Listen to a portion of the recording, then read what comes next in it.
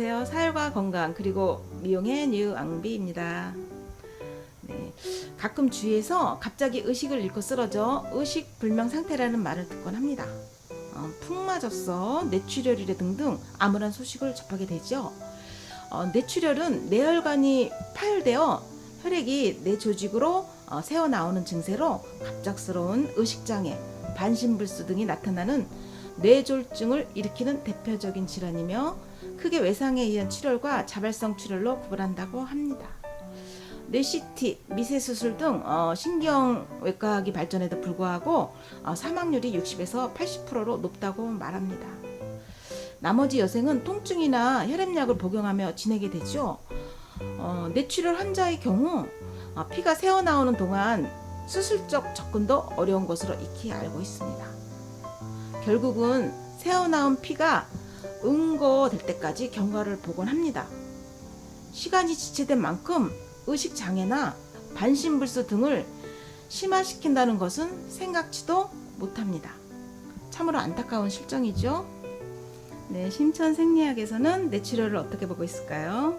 응급 상황 발생 시 효과적인 대응 방법은 없을까요? 네, 신장과 간 기능 저하로 만들어진 많은 어혈로 평소 뇌 쪽의 혈액순환이 원활하지 못한 가운데 3번 뿌리혈과 6번 고혈압혈 위치를 막고 피가 혼탁해져 피 속에 산소 부족이 되면 신장이 부족한 산소 공급을 하기 위해 더 빨리 뛰어 피 압력이 높아진 상태에서 뇌를 거쳐 나가는 1번 두통혈 위치의 혈관이 어혈로 막혀 파열되어 혈액이 새어 나오는 것이 뇌출혈이며 참고로 신장과 간 기능 저하로 만들어진 어혈이 뇌 쪽으로 들어가는 9번 간질병혈 위치의 혈관을 막아 영양분과 산소 공급이 줄어든 만큼 뇌세포가 고사되어 가는 것이 뇌경색이라고 하겠습니다. 중풍의 경우 뇌출혈에서 오는 중풍은 머리에서 열감을 느낄 수 있으나 뇌경색에서 오는 중풍은 머리가 싸늘하며 열감이 없어 구분이 가능할 것입니다.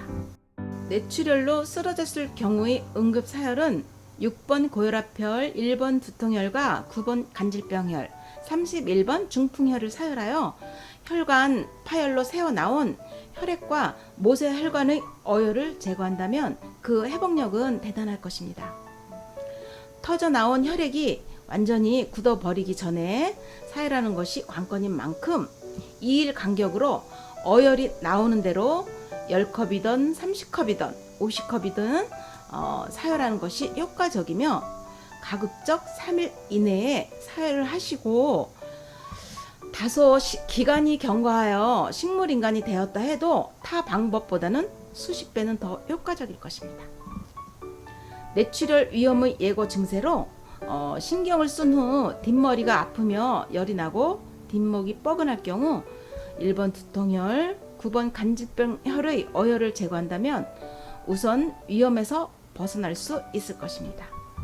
몰아빼기 순서는 뇌출혈은 1번 두통혈과 6번 고혈압혈 1순위, 9번 간질병혈 2순위, 31번 중풍혈 3순위, 8번 신간혈을 4순위로 사혈하며 뇌경색은 9번 간질병혈 1순위, 1번 두통혈 2순위, 8번 신간혈을 3순위로 사혈합니다.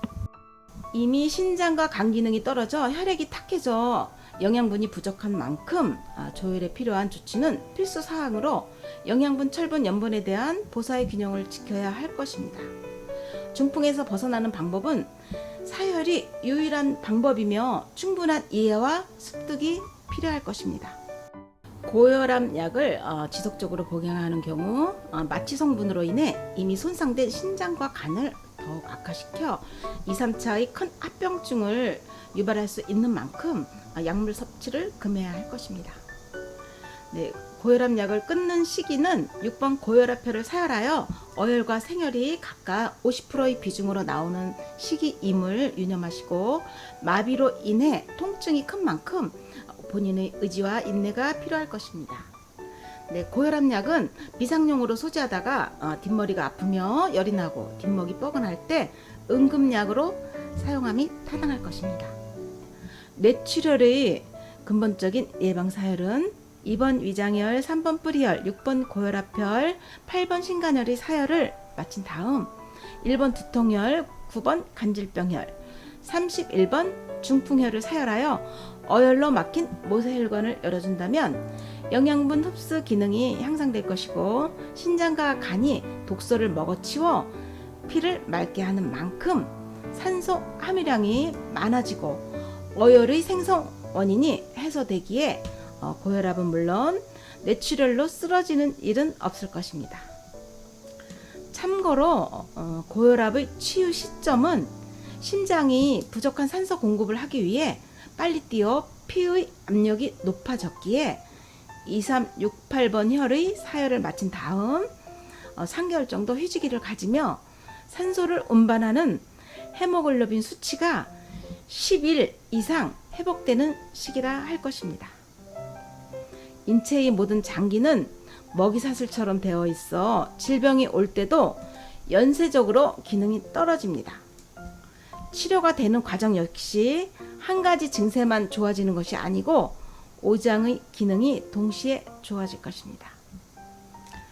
뇌출혈에 대한 사혈 역시 두통, 기억력 감퇴, 치매, 탈모증, 비듬, 간질병, 근육신경마비, 만성피로, 허리 통증 등 각종 질환은 물론 오장의 기능 또한 동시에 호전될 것입니다.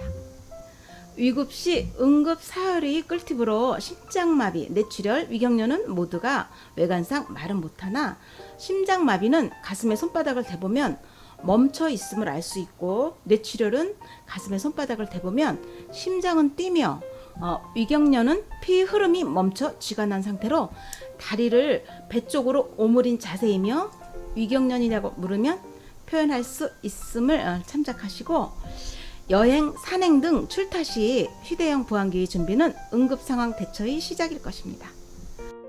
피가 맑으면 만병이 물러간다는 간단한 이치와 자신의 건강은 자신이 지키자라는 문구를 마음에 담아두시고 우리 인체는 자연계의 여러 생명체들처럼 적응적 진화하는 과정에서 저살 방편의 깨우침은 모든 장기 세포들이 이미 다 가지고 있고 치료는 인간이 하는 것이 아니고 여건만 갖춰주면 인체 스스로 알아서 복원하는 기능은 다 가지고 있기에 건강을 위한 지혜의 공간을 가꾸어 보십시오. 영양분, 철분, 염분에 대한 보서의 균형을 지키며 사혈 관련한 기능식품의 활용도 큰 도움이 될 것입니다. 문의 사항이나 듣고 싶은 주제가 있으시면 삼지에 이메일로 신청해 주시고 질병의 아픔과 약해진 몸을 회복하는 계기가 되었으면 합니다. 감사합니다.